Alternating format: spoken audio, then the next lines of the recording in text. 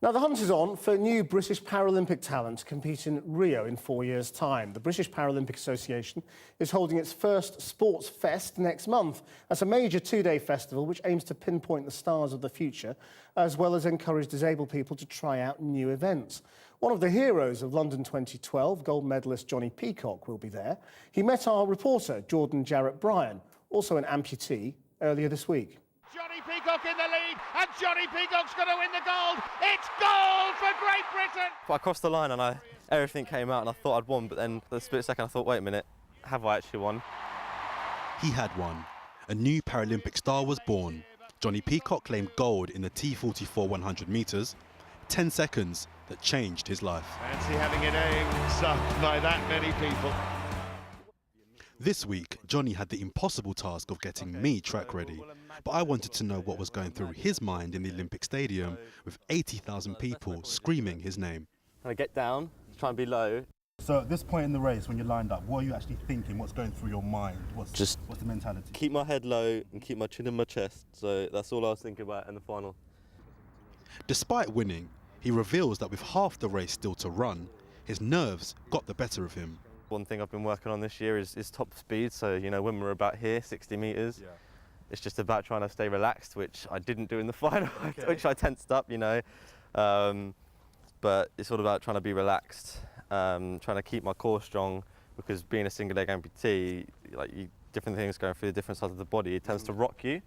So I'm kind of like trying to hitch at the hip to try and pull my right leg through, which kind of arches me back a bit. What was the first emotion you felt once you knew you'd won that race? Just relief, I think. Relief, because in the back of my mind, although I'd said it to a few people, I knew that I really should have won it. Jonnie contracted meningitis at age 5, resulting in his right leg being amputated. Things were difficult at school, but he never allowed his disability to stop him taking part in sports. Now an ambassador for the British Paralympic Association, he'll be at Sports Fest next month, an open day for disabled people to try Paralympic sports. If you've ever tried sitting volleyball before or wheelchair basketball, you know, just come down and give it a go. But, you know, it's fantastic to actually hopefully get some new people and new fresh blood involved in the sport. You know, like you said, that's how I got involved myself. I was down in Mile End doing something very similar, Talent Day, and that's how I got spotted from there. Aptly named Rio is one of those youngsters Jonnie is talking about.